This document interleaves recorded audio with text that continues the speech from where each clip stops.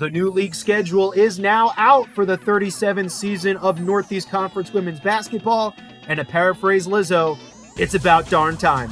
Let's peruse through it, dive in, and take a closer look.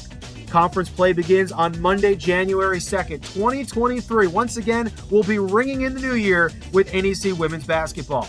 Now, the first thing you'll notice this year is that the NEC schedule has slimmed down a little bit from what we're used to. 9 teams in the league this year, so for only the 8th time in history, and for the first time since the 97-98 season, each team will only play 16 conference games instead of the normal 18.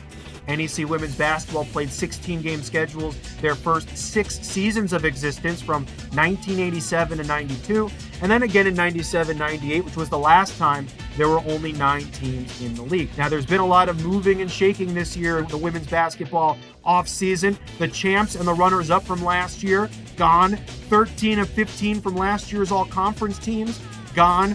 14 of the top 15 scorers from last year, gone. So this year, kind of one big shrug emoji at the moment. It's kind of hard to predict what are going to be the big games this year. I mean, they're all going to be big games. Who knows what's going to happen? But here are 3 notable games for you that we can look ahead to in 2023.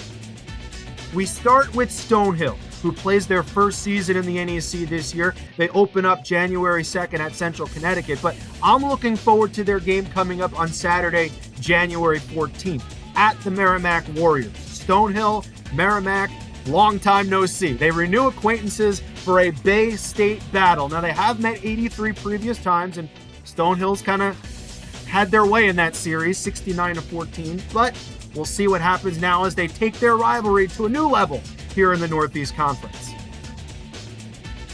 This year will also showcase the historic 30th annual Battle of Brooklyn on Saturday, January 28th at the Steinberg Wellness Center.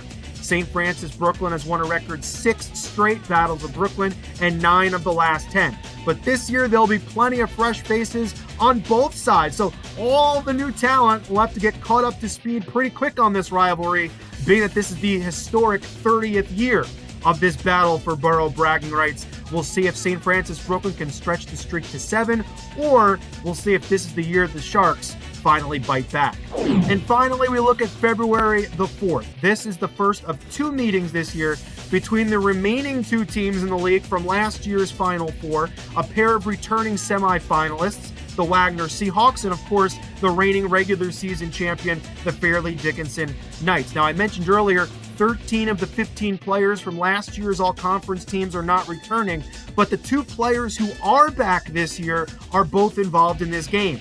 FDU junior Chloe Wilson, who's also the league's leading returning scorer, and Wagner grad student point guard Z Thibel.